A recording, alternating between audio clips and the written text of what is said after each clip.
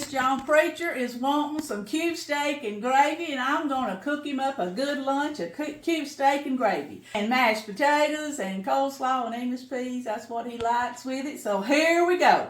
I've got it all set out here for us to get going.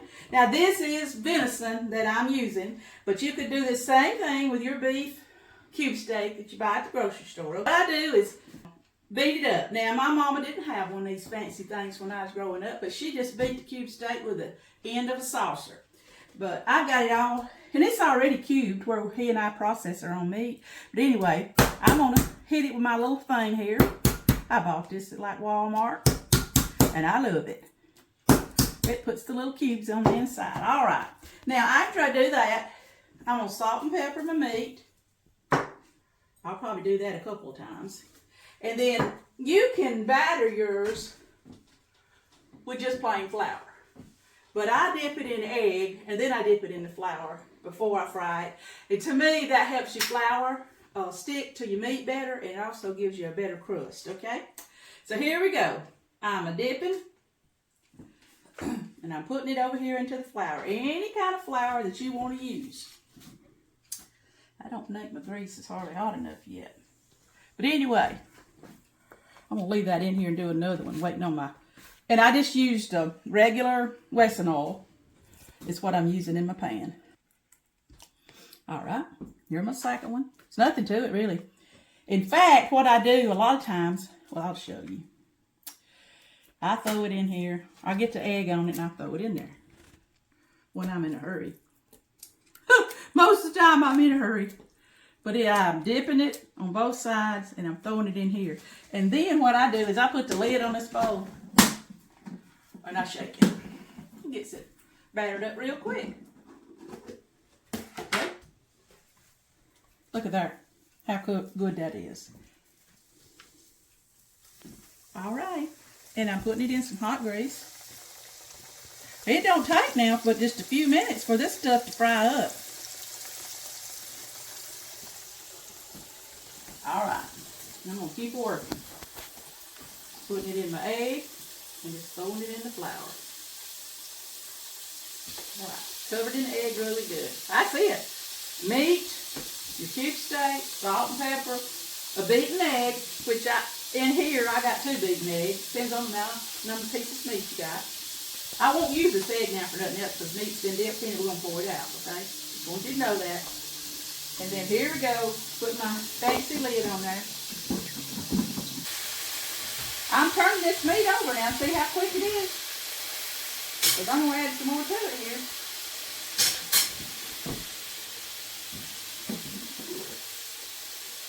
Alright, I'm adding all this meat in here.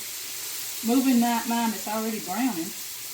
Now we cut ours in little pieces.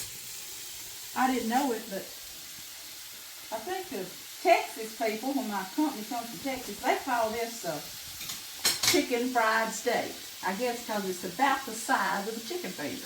I'd never heard that before until they told it to me. Hey, I got a pan full of this stuff. Preacher's going to be tickled to death. All right.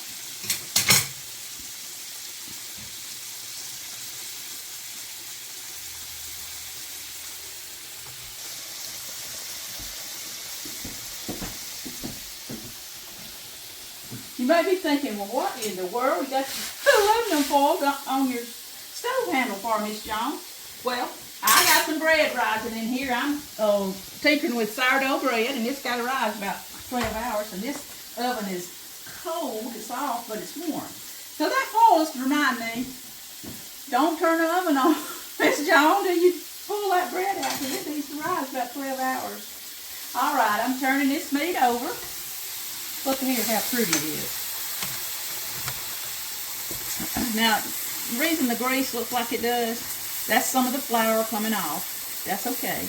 That's just going to help us here a minute when we go make gravy.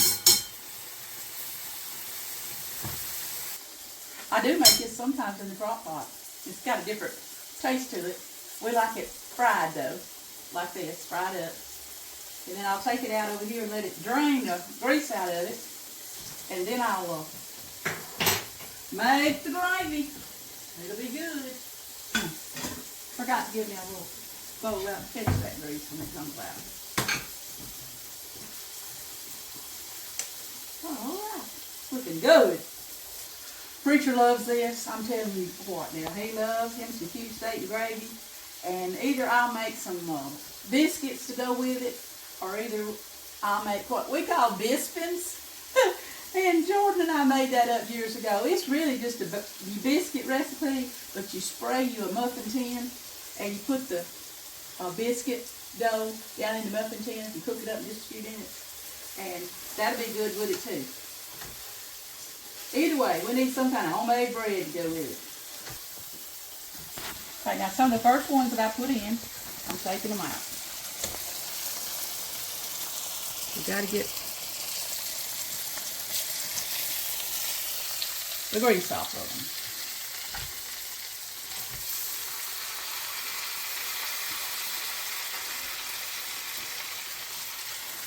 I just make sure, see, that it's brown on both sides. Because that's all it needs. It's just browning on both sides. And it's going to drain here. It's going to drain there while I'm making the gravy. You might think that it's hard, but it's not.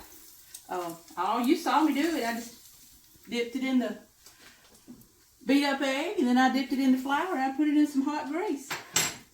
Now, because when you cook this, to me now, some people right here just make the gravy right here. I don't. I like to pour my hot grease into a glass bowl now. It'll break something.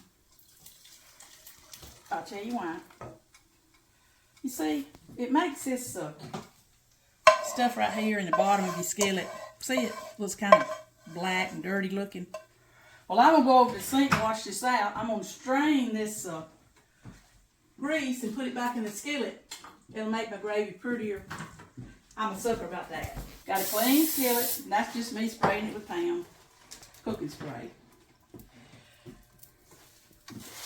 Now I'm going to pick this up. I'm going to pour this back in here. Because that's your good drippings now off of your meat. It's just, see that black stuff? That's where the flour, some of the flour come off of the cube steak. Well, we don't want that, okay? We only want the good stuff in our gravy. It's already pretty hot. A lot of times I use my big iron skillet for this. But I didn't know if all of y'all would have iron skillets, so I'm making it in my Teflon. Turns out the same. Alright, here we go. I'm just going to take my flour. Gravy's easy too. I got a separate video on how to make gravy. I think I called it how to make sausage gravy. But anyway, right there, that looks about like 3 tablespoons of flour. I'm putting my flour in here, and I've just got to let it brown. And to you that already make gravy, you know, the amount of flour you use depends on how much grease you got in here. So, here's mine, and it looks like I need a little more flour. So I'm going to put it in there. And I'm just letting it brown, really. Just letting it brown.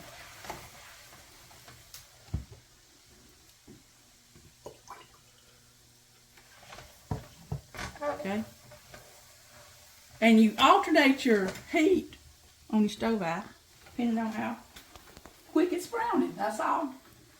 Looks like today I've had a whole lot of drippings from this gravy. We're going to have a pile of gravy, looks like. But it won't go to waste around here.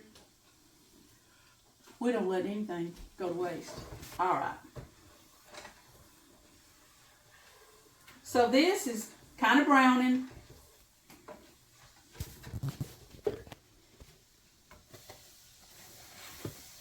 I like it just a little bit thicker than what that was. And then I'm going to turn my heat down. Now, you can put milk in it right here. And you're going to need milk and water. Because milk makes your gravy thick. So you're going to need to thin it down with some water. So here I go, making my gravy for my cube steak. And it makes it really quick. Now look at that. See how it looks like, Lord of mercy, Miss Joan, look at it. That looks like a mess. No, it ain't a mess. That's exactly what you want. I'll never forget my niece when she was making gravy. She said, oh my goodness, I ruined it right off the bat. No, she didn't. She just had forgot that you let it get thick like that, and then you get it to the level of thinness that you want by using your water. So, Mama called this sweet milk gravy. I'm using it with canned milk right here today. You can use your canned milk. Oh, this looks good. Or you can use your milk right out of the refrigerator. Skim milk, whole milk, whatever you got. Now, this right here, what it needs is some salt and pepper. That's for sure. I'm gonna do that. I'm stirring it. I'm thinking that it's still a little bit thick to put the now you can serve your cube steak right here like I've got it on the side, or you can put it back in the gravy. Now that's what we do. We put it back in the gravy. I put a lid on it, see, and keep it kindly simmering until preacher gets here, it's ready to eat. Look at that. Yep, that's it. That's it. Now see, it didn't take me just a few minutes there to make gravy, fry your cube steak. I've got my mashed potatoes cooking in the crock pot. My potatoes, and I'll whip them up. And we're going to have us a wonderful lunch. All right. Now, here's what I'm going to do.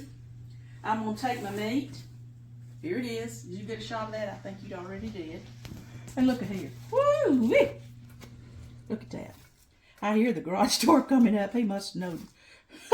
We was cooking. Oh, wow. Perfect. Now, this is good for breakfast, too. Gravy and biscuits with cube steak. We used to have this when I was a kid. My goodness. There was a little store. I think it's called Robert Garner's store over there, Orney, when I was a kid. Daddy go over there and buy cube steak in a bucket. I love to go down memory lane. Now, y'all just have to let me do that sometimes. Because when I'm cooking, it brings back such memories of seeing Mama fry the cube steak and take it out of that bucket. I'd rode to the store with Daddy, and we got the bucket of cube steak and come home, and she cooked it up, and boy, it was good. And we had homemade biscuits with that too. So here you are, Miss Joan's cube steak and gravy, serving right up from a preacher man. Well, here we go. We got the lunch made. There's my cube steak coming right out of the pan.